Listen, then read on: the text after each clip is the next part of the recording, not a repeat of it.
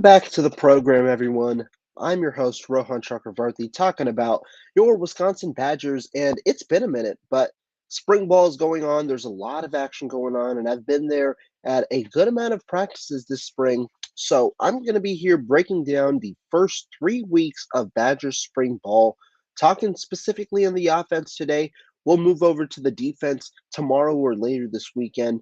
But before I start, want to just give a shout out to everyone who's listening and everyone who's been following the site alongside my coverage. Be sure to check out the site for all the latest news and updates, and subscribe to this YouTube channel for more content because that's going to be coming out soon as well as spring ball continues. But for the final week of Badgers spring ball, we're talking on the offense. We've got to start with the quarterback position, the most important position here in football, and also the most intriguing position on this team, understanding that the team brought in three new transfers in Tanner Mordecai, Nick Evers, Braden Locke to already compete with a strong or a room that involves Miles Burkett and also walk on Marshall Howe. So you've got five different names in this quarterback battle that have really been in it. We'll start with Tanner Mordecai. Mordecai came in, was the projected starter. Longo talked about his experience. That is Phil Longo, of course. He talked about his experience. It's pretty clear that Mordecai will likely start for the Badgers this year. And there have been a lot of positives. Mordecai really had a strong start to spring ball. The first 8 or so practices were pretty good. The first one, after a little, shaking off a little bit of rust, really got into a groove. And it's clear why Longo targeted Tanner Mordecai to fill in this offense. In this RPO style, Longo wants that ball out quick. He wants you to take the short throws, take the intermediate throws, get that ball out quick, and keep the offense moving. And that's what Tanner Mordecai's good at. He's good in the intermediate and the short range, getting the ball out quick, making throws in tighter windows. He isn't afraid to let it rip. Now, of course, this offense also changes up things a little bit. It's more so of a one or a two read offense. More so, you're trying to get the ball out quick. You're trying to hit your first or second read. And so you can see quarterbacks become fixated on those first or second reads more often, which might not be the best scenario necessarily, but the outcome still works out. You see targets consistently being hit in the shorter term of the field. Now, where does Mordecai kind of need to improve? That's on the deep ball. Mordecai's deep ball accuracy has wavered throughout the course of spring ball. It's not due to the arm strength. His arm strength has surprised me a little bit because he's made some throws where he's been able to deliver downfield, and on his throws, the inaccurate ones that is, it's primarily overthrows that Mordecai misses on, and that's a huge part of the game as well. So Tanner Mordecai, to me, short intermediate has worked well, is a good fit for the system because when you talk about the system fit, he has done a good job in operating, getting the ball out quick, and making the right reads in the short and intermediate part of the field. However, on the deep side of the field, Mordecai tends to eye down receivers at times, but also the processing element is where you look for him to improve. Not processing. The accuracy element is where you look for him to improve in the deep portion of the field. But the intriguing part of the battle isn't with the number one spot, even though Tanner Mordecai has definitely been a breath of fresh air in the quarterback room for Wisconsin, probably one of their more competitive quarterback rooms in years. It's really with the backups. Braden Locke has been the number two for the entirety of spring, and he's taken a majority of the number two reps. Now, what has separated Braden Locke from Marshall Howe, Nick Evers, and Miles Burkett, the 3, 4, and the 5? Well, it's his understanding of the offense. Phil Longo made it clear. Knowledge equals reps. For recruiting quarterbacks to come to campus, Longo wants players that have the athletic ability. He wants players with strong arms. He wants players with strong capabilities. That's what Phil Longo wants. But once you come into the building, the expectation changes a lot more. It's not just about what Phil Longo wants in your quarterback room that's going to get you reps. Instead, it's how well do you understand the offense? Longo broke it down pretty clearly. He wants the talented players to come in as the quarterback room, but for those to get reps, you need to have a good understanding of the offense. That's where Braden Locke takes over everybody else. Right now, he has one of the best understandings of the offense, and that's a reason why he's been getting number two reps for the entirety of spring ball. And I've got to say, Braden Locke has impressed. Coming in I assumed Nick Evers was going to be the number two quarterback this spring, just based on the talent that he possessed. But Locke has looked very, very composed in the pocket. He hasn't made many mistakes. He doesn't make mistakes a lot. And he's developed a nice relationship with the number two receivers. Now, you have to understand the number one defense, that's a pretty damn strong defense. Going up against the top corners on the team in Alexander Smith, Rico Hallman, and Jason Mitri, but also the entirety of that defense. The number two defense is a step down. You're talking about freshman corners in Jonas Tacona and Jace Arnold that are primarily taking over. You're talking about obviously backup level players against a pretty strong core of skill position players with CJ Williams in there, Keontez Lewis sometimes now taking reps with the twos, Skylar Bell in there.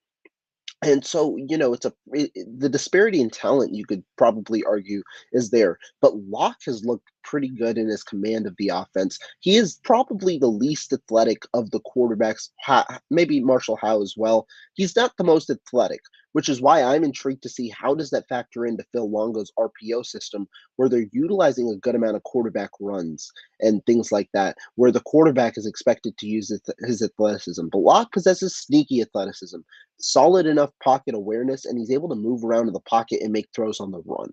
Now, for me, where does Locke need to improve? We haven't seen too many of the deep ball shots. He's taken a good amount. He's taken a couple. I want to see more consistency in that area. And right now, I mean, all I've got to say about Braden Locke is if this is how he's looking at it in his redshirt freshman year, when he's actually competing for the starting job next year, once Mordecai ends up likely going to the NFL draft, the Badgers are in a good spot. Regardless of who it is, the Badgers seem like they're in a good spot with their quarterback room. Locke right now, even with Mordecai in the room, Locke is the one who's impressed me the most because of the where his expectations were coming into the year to where he is now. If he's as intelligent as the coaches say, which has dictated his reps, that's the strong part. Because we can't necessarily dictate that on the field, but his processing has looked good. He doesn't make too many poor decisions, and he's able to make. He's willing to let it rip and able to make throws in tight windows as well. Throws on the run. The one knock probably is the athleticism isn't necessarily on par with some of the other quarterbacks on the roster. Now let's talk about number three. And when I talk about number three, I'm not talking about Nick Evers, because right now Nick Evers isn't the number three quarterback on the depth chart. Instead, it's Marshall Howe. A lot of people are surprised about Marshall Howe. He's a walk-on from Avon Farms, I believe, is the prep college or prep high school he went to for his fifth year last year. Comes in as a walk-on. He isn't a starter. He came in the summer, so he didn't really see much of the reps in the fall, and really overall throughout the season. It was primarily Miles Burkett as the backup. He beat out Deacon Hill, and then Chase Wolf obviously came back following his injury. But Marshall Howe has impressed Phil Longo with his understanding of the offense. He seems like one of the smarter quarterbacks in the room, able to understand. He grasped the offense pretty quite well initially. That has led to his initial reps, and he's gotten a good amount of the 3 reps in spring, and he's looked solid. When we talk about talent, Howe isn't the most talented quarterback on the roster. He doesn't necessarily have the best arm strength. He isn't the most athletic quarterback, but it seems like he's got a good grasp of the offense. And that has allowed him to operate. He had a nice play last weekend to Vinny Anthony, connecting with him over the middle. Obviously, with the threes, they also incorporate a good amount of the run game. So, it's 4 to 5 reps, maybe 5 to 7 reps throwing wise that the quarterbacks get in 11 on 11 scrimmage. But still, Howe right now, he seems in control of the 3 spot. Now, do I expect that to stay for the entirety of practice, in terms of not only spring ball, but of the entirety of the offseason, fall camp, and all that? No. I do think that Marshall Howe likely gets eclipsed later on as time continues. But to me, I don't think that Marshall Howe is right now. I don't think he's in a bad spot at all. And it's actually pretty impressive understanding a walk on in his second year is doing what he's doing here in Phil Longo's offense. But let's move on to the 4th to 5th quarterbacks. Let's talk about Nick Evers here. And Nick Evers is an intriguing case because he obviously was behind the 8 ball to start, and that's why he's had a slower spring.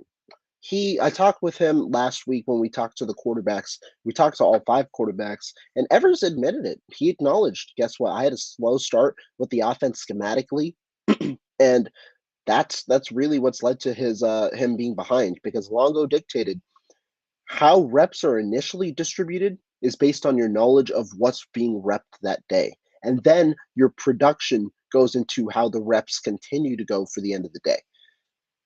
Evers right now, schematically with the playbook, he seems a little behind. His processing also seems a little behind. That's where he's behind the 8 ball. Does this mean that the door is closed on him? Absolutely not. I wrote an article really about how Evers dictated what his process was coming to Madison. He had connections in Madison family wise. He has a strong relationship with Coach Longo, and they talk consistently. Obviously, has a respect for Coach Fickle, but he acknowledged the problems, and rather than talk about how really they impacted him, he embraced the issues and now is looking to get back and back, and has said that he has compiled a good amount of the last couple of weeks has been pretty strong in terms of his performance both on and off the field in terms of grasping the offense. That's where Evers is looking to improve because when you talk about Evers, it's clear. When you look at the talent on the field, it's there. He's got good arm strength. You see that on a couple of deep throws this year. You see that on the velocity that comes out of his throws, the quick release that he possesses, as well as the athleticism. Evers isn't afraid to run down the field. But again, like Longo said, knowledge is reps. He's got to improve on the knowledge part of the game. The good thing for Evers, though, in his development, he's not expected to try and be the number one quarterback this year. He might not even be expected to have that role next spring, but he's got this entire year talking about spring, talking about summer workouts, and then fall camp. He's got that entire period to gain some depth on the quarterback race. And then next year, obviously, throughout the season, he can work. Then he's got spring ball, and he's got the entirety of next offseason to try and eclipse that number 2 role or even the number 1 role on the quarterback, obviously on the quarterback depth chart. His goal is to be a starter here. He's got a good amount of time to do it, understanding that Mordecai is the stopgap guy. He's the guy who's going to try and take Wisconsin to a championship or to a playoff this year. And Evers has time. He has time to develop. He's behind, but I wouldn't close the door on him just yet. And then there's Miles Burkett. Burkett to me is an intriguing case because he's the guy who was here before, and he's the guy who, when you talk about talent, he has solid athleticism. He has a solid arm, not necessarily the overwhelming traits that other quarterbacks might have. But Burkett, he came into this camp with a great attitude. He didn't think about transferring at all. Instead, embraced the competition and has been looking to continue to improve. And he got glowing remarks from Phil Longo. Talked about how Burkett has always been attentive in meetings. He's done what he's supposed to do. It's just other quarterbacks have a better understanding and also the better talent, which is why they're ahead of him on the depth chart. As for his future at Wisconsin, Burkett wants to be a starting quarterback here. How realistic that ends up being, I'm not entirely sure. I don't know if Burkett is going to be a quarterback that spends his entire career here in Madison, but he's got the right attitude at the moment, and he's providing solid competition as a scholarship quarterback here. Again, remember, the room gets more clouded in future years. The Badgers are bringing in Mabry Meadower, a 4-star freshman next year. They have Cole LaCrue as well. They've got a good amount of names that are in the quarterback room. I wonder if Burkett looks to take his talents elsewhere later on for a chance to start. But right now, he's trying to do what he's trying to do. It's just it seems right now the room is centralized. Mordecai's the clear one. I don't think Locke gets eclipsed as the 2, at least going into the season. And then that battle for the number 3 spot is still ongoing. Depends likely on who has the best knowledge of the offense come week 1. That's likely what's going to dictate it. And right now, Howe's got the edge on the other 2. But again, a lot can change in such good amount of time to where that understanding of the offense, not only the offense, but the understanding of the game in general can continue to improve.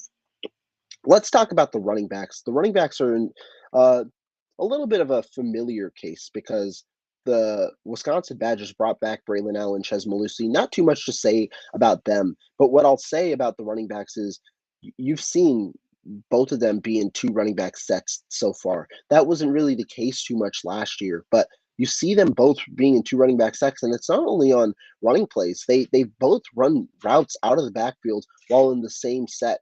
The Badgers are trying to incorporate different concepts offensively. You see Riley Nowakowski out there as a potential tight end, both inline and obviously out in the slot. You also see guys like Jackson Aker, a guy who has transitioned to running back, being there on some of the sets, either as a fullback or as a second running back. There are a couple of different sets, and I think the running backs are going to be utilized. The one theme I'll say, every position, skill position wise, is going to be utilized more. The Badgers in their offensive attack, with the way how quickly they work and the way they distribute the ball, it seems like a more even distribution. It's not going to be maybe receiver centric, even though that's the strongest position. It's not going to be tight end centric or running back centric. It seems like a good distribution in terms of the passing game to where the ball is going to go.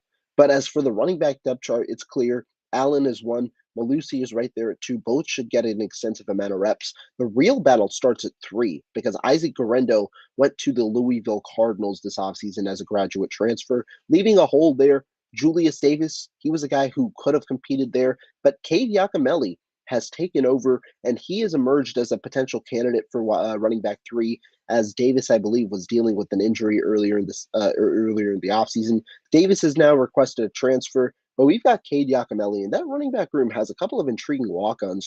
Grover Bortolotti, number 43, has also showcased some good talent, and he's even gotten reps with the second team offense ahead of Yakimelli at times, alongside number 44. They call him John Riggins. I forget exactly his name off the top of my head. We just know him as number 44, but he's another walk-on, and he's been possessing some good talent so far and getting the good reps. That's the five running backs right now that have made the biggest impact, alongside Aker, of course, who has been out with an injury for some period of time. But you've got a solid running back group there. I think the Badgers roll with these guys, and it's going to be intriguing next year because Malusi and Allen likely to be gone. Could Yakimelli be the guy of the future? That could be the case. Could the Badgers look to get a transfer? That could be the case. But they've got an intriguing young room with some talent that is starting to emerge in Yakimelli, Bortolotti, and number 44 there with Wisconsin. Moving on though to the most loaded position that the Badgers have, it's wide receiver, and wide receivers intriguing because wide receivers coach Mike Brown said he wants to have a rotation of at least six guys. He wants to have a strong rotation. It's not going to just be one, two, and three. He wants to have a rotation of six guys that he's able to utilize on game day. And so that kind of leads you to who is going to win the top six spots. Here are the clear emergers, though, thus far. Chimere Dike has continued to be a strong candidate. He has retained his starting spot from last year despite the incoming competition. He's going to likely be a starter this year. We'll see throughout the entirety of the year what changes, but he's been good. The incumbents have all been good. Chimere Dike has been the one the entire spring.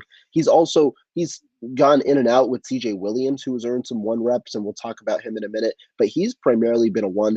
Keontez Lewis and Skylar Bell were both initially ones. Both have now been relegated to the second team offense for reps. Lewis has been replaced by Williams over the past two practices as the starting receiver on the outside.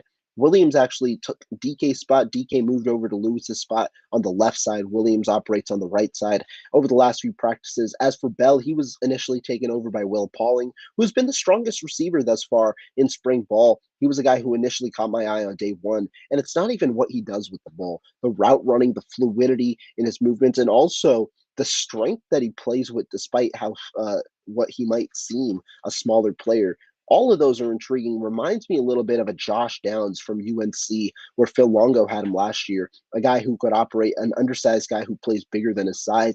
The question with Pauling that we haven't really seen too much yet is how does he operate in the press? If he operates well under press coverage, well, guess what? The Badgers have a solid wide receiver there because he's able to do everything. And I don't think he can only be relegated to the slot, even if his size might indicate that at the next level. But Pauling has been a guy at the one with the ones in the slot. Bell has still had a couple of very productive days and still figures to be a part of the rotation. Although right now he seems to be with the twos. He's been with the ones on some cases. The Badgers have incorporated four receiver sets, two guys in the slot. That's where Bell has elevated to the ones, where him and Pauling have worked in the slot on opposite sides. But talking about the rest of the receivers, CJ Williams has just continued to impress. He's impressed since he's gotten here. Really not too many bad days. He might have quiet days where he's not targeted as much, but when he's targeted, it normally comes with a productive day. Has made a variety of catches. He's a sure-handed guy, excuse me, who is able to make contested catches. He's able to win downfield, able to win in the short and intermediate part of the field, and he's able to win against a level of different cornerbacks. So CJ Williams, he's a guy who he's fiery. He's got a good attitude, and he's a guy who seems to continue to impress. Will probably be starting at Wisconsin sooner than later after coming here from USC as a four-star transfer. Those are the starting group. I talked about Keontez Lewis and Skylar Bell, so we've got a couple of names here in Williams, in DK, in Pauling, Lewis, and Skylar Bell. That's five already names that I've talked about that should make an impact in 2023. Another guy, though, that is impressed is Quincy Burrows, the freshman transfer from Cincinnati. He's a guy who was seen as more of a physical player, a 6'2", a 6-foot guy, around 200 pounds, 6'2", 200 pounds, but he's operated well, and he's also made a variety of catches.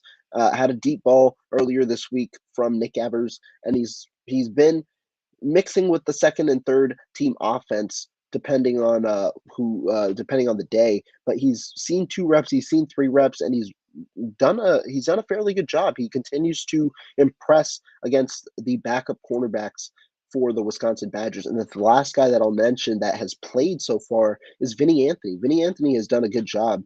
I know a lot of people are wondering about Marcus Allen. Really hasn't seen much this camp, despite him returning after initially entering the transfer portal.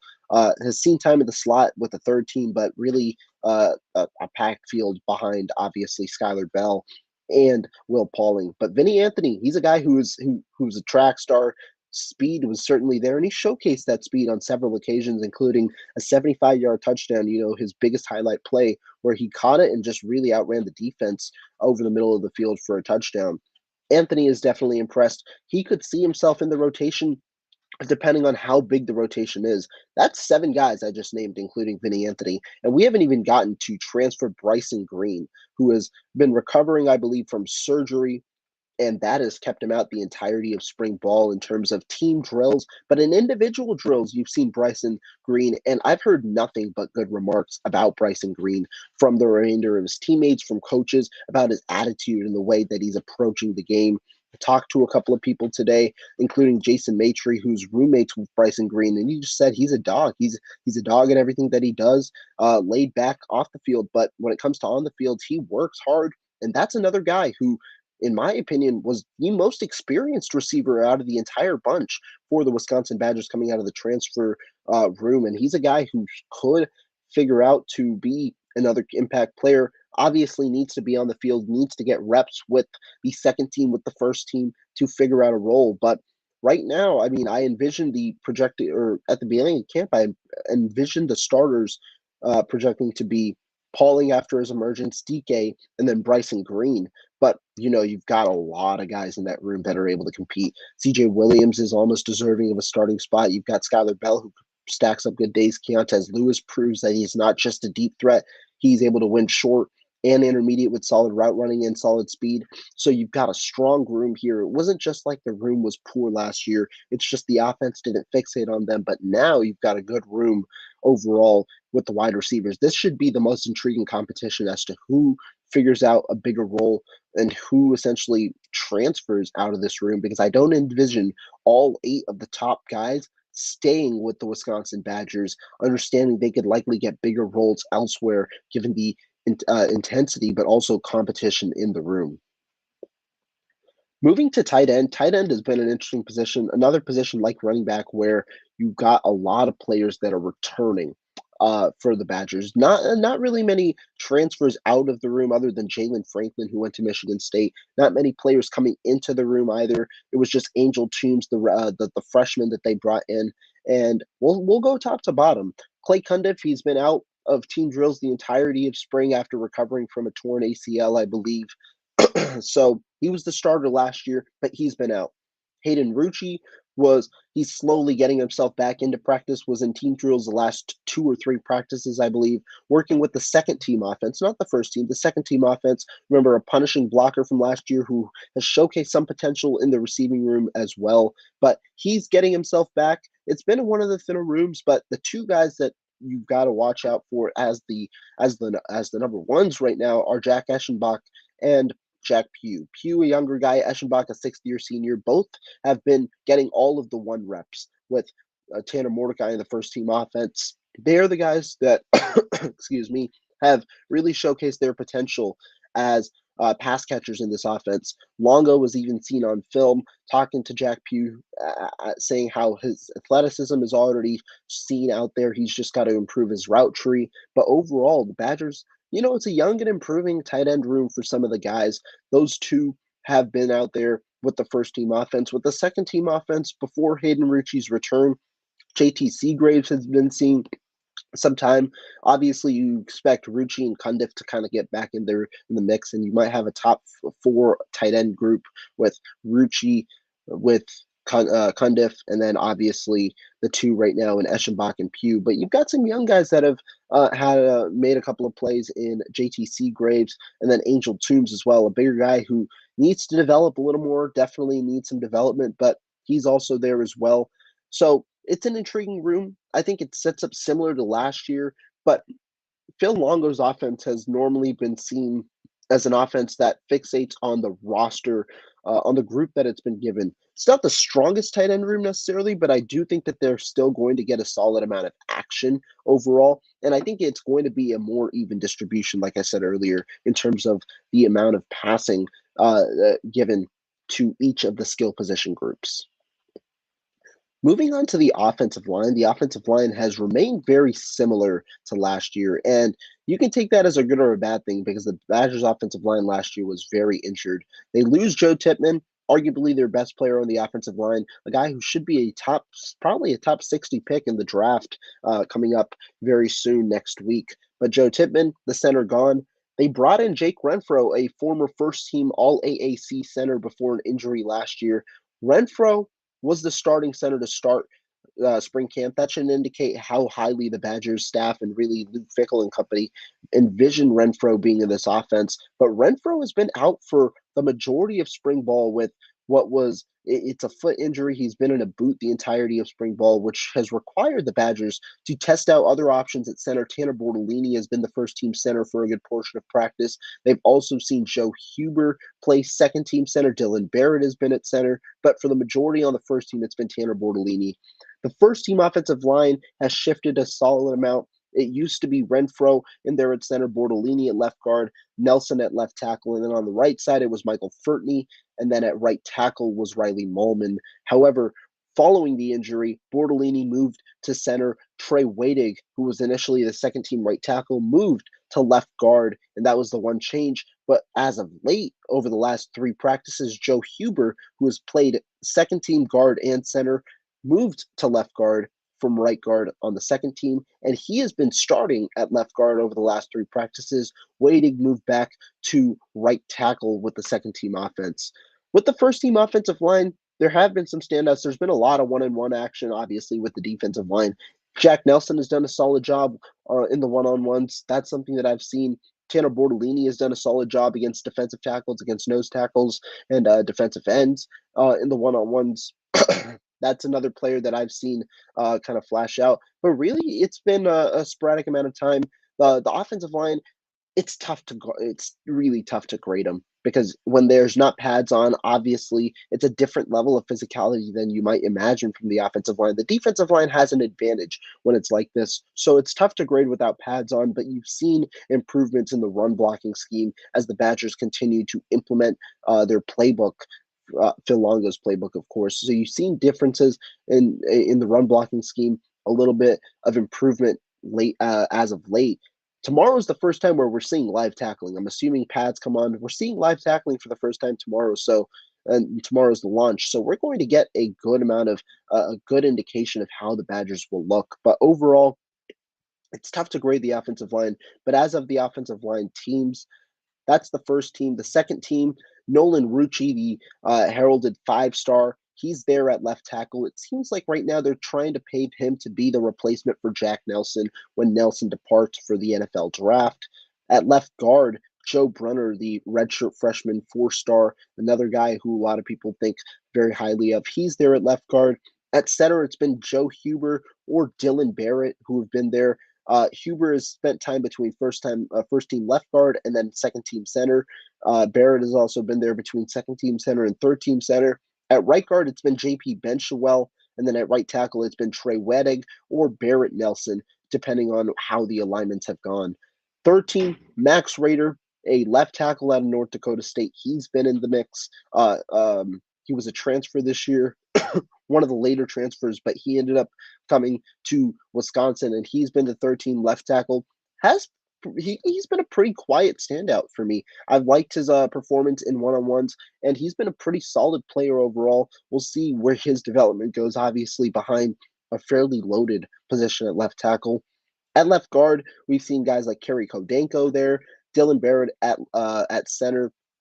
At right guard, we've seen John Clifford there, and then at right tackle, it's been Barrett Nelson, obviously, with him being bumped to third team, with Waitig there at second team right tackle. So offensive line, better indication tomorrow because obviously with pads on, but there have been some positives there. The first team offensive line, I'll say, has looked a little more stronger, obviously, than the second and third team. Again, it's a pretty strong group overall in terms of disruption with that defensive front seven. So you anticipate, the offensive line having some troubles with the second and third team, but we're going to get more development out of them on Saturday. But guys, it's been a fun 30 minutes talking about the entirety of the offense, giving you guys a breakdown of the first 3 weeks of Badgers spring ball. Be sure to check out Bucky's Fifth Quarter for all the recent news and the latest updates with Wisconsin football. For all the practice reports and all of that, be sure to check it out because I've been going every day, making sure that you guys get the content you deserve. And stay tuned to the channel. Make sure you subscribe if you're still watching. I really appreciate it. Make sure you subscribe, stay tuned, and stay up to date with the latest content.